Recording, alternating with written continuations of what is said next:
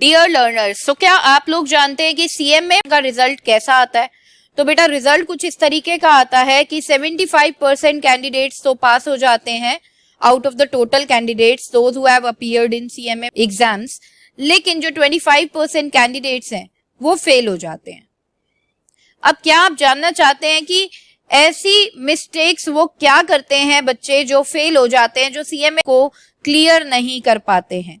ठीक है, और ये मिस्टेक्स क्यों जानना जरूरी है? वो इसलिए जानना जरूरी है ताकि आप लोग भी ऐसी मिस्टेक्स ना करें जो आपको एक रॉन्ग डायरेक्शन में ले जा सकता है और आपकी प्रिपरेशन इतनी खराब करा सकता है कि अल्टीमेटली फेल होने की पोजीशन पे ही आप आ जाएं। मैं यहाँ पर डरा नहीं रही हूँ, रादर मैं ये वीडियो इसलिए बना रही हूँ ताकि आपको पता लग सके कि आपको क्या प्रिकॉशंस लेने हैं while preparation of CMA exams. चलिए बात करते हैं आज mistakes to avoid in CMA. CMA के लिए प्रिपेयर कर रहे हैं तो कौन सी मिस्टेक्स आपको अवॉइड करनी है?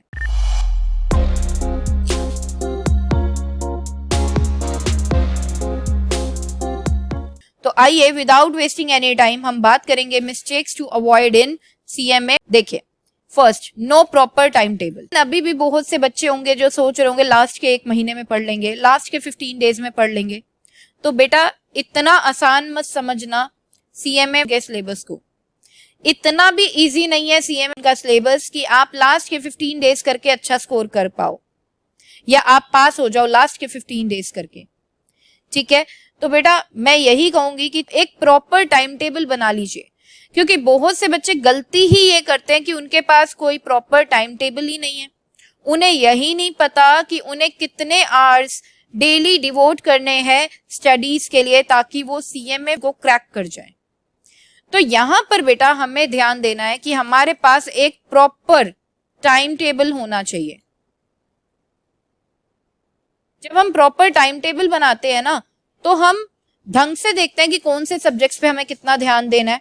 तो ऐसी चीजों से प्रॉब्लम नहीं होती कि एक सब्जेक्ट तो आपने बहुत अच्छे से प्रिपेयर कर लिया, बाकी के 3 सब्जेक्ट्स रह गए, या 2 सब्जेक्ट्स तो आपने बहुत अच्छे से प्रिपेयर कर लिए लेकिन बाकी के 2 सब्जेक्ट्स ठीक से प्रिपेयर नहीं कर पाए। तो जब भी हम टाइम टेबल बनाते हैं ना तो हम प्रॉपर वेटेज देते हैं for study hours to every subject, जिससे कि हम बहुत अच्छे से सारे सब्जेक्ट्स को साइमल्टेनियसली लेते हुए चलते हैं और सबकी प्रिपरेशन हमारी अच्छे से हो जाती है।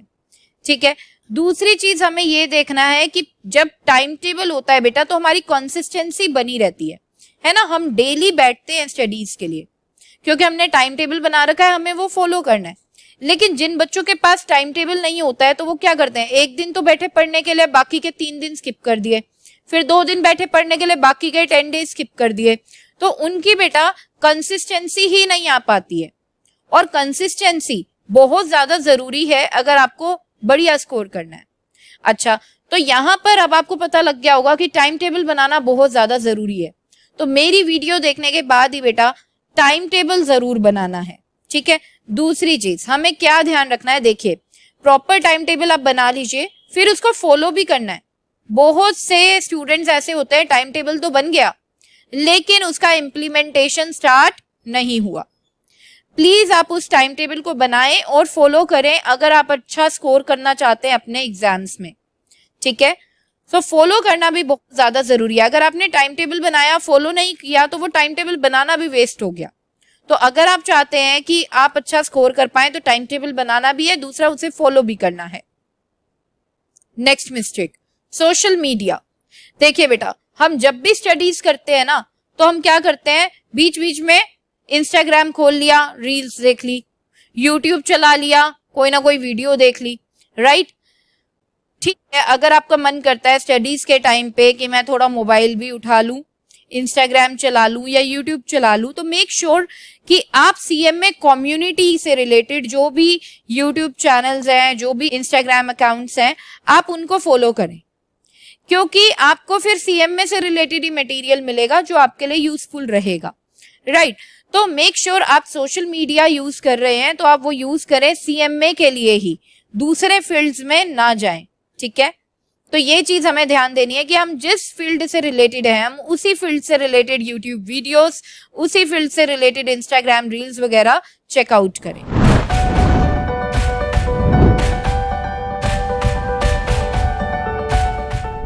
Next, study material ICMAI do not consider. देखिए बेटा, बहुत से बच्चे ऐसे हैं जो बहुत सारे स्टडी मटेरियल से पढ़ लेंगे, ठीक है, बहुत सारे सोर्सेज से पढ़ लेंगे, लेकिन जो ICMAI ने स्टडी मटेरियल प्रोवाइड किया है उसको नहीं इंपॉर्टेंस देंगे। तो ये चीज बहुत ज्यादा गलत है। आपको जो स्टडी मटेरियल दे रखा है ICMAI ने, उसे अच्छे से कंसीडर करना है, ठीक है। क्यों कंसीडर करना है? राउंड ऑफ 80% to 90% पेपर आपका, ठीक है, ICMAI के स्टडी मटेरियल के बैक एक्सरसाइज के जो क्वेश्चंस है उन्हीं से आता है। तो सोचिए कितना इंपॉर्टेंट है ये स्टडी मटेरियल। तो इसको हमें इग्नोर नहीं करना। स्टडी मटेरियल जो ICMAI का है उसे अच्छे से आपको गो थ्रू करते हुए जाना है, ठीक है। आपको एक्स्ट्रा पढ़ना है, आप एक्स्ट्रा पढ़िए, लेकिन इसको नहीं छोड़ना है। आपको ICMAI का स्टडी मटेरियल जरूर अच्छे से कंसीडर करते हुए जाना है। नेक्स्ट बेटा, नो रिविजन।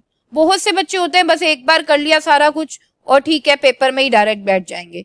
ऐसा नहीं होता बेटा, रिवीजन करना बहुत ज्यादा जरूरी है, क्योंकि रिवीजन करने से हमने जो भी चीजें करी है ना, लर्न वगैरह करी है, वो हमारे माइंड में रिटेन रहती है। अदरवाइज हम उन चीजों को भूल जाते हैं। हमारा कॉन्फिडेंस लेवल भी तभी डेवलप होता है जब हम रिवीजन करते हैं। तो रिवीजन जरूर होनी चाहिए, एटलीस्ट 3 टाइम्स।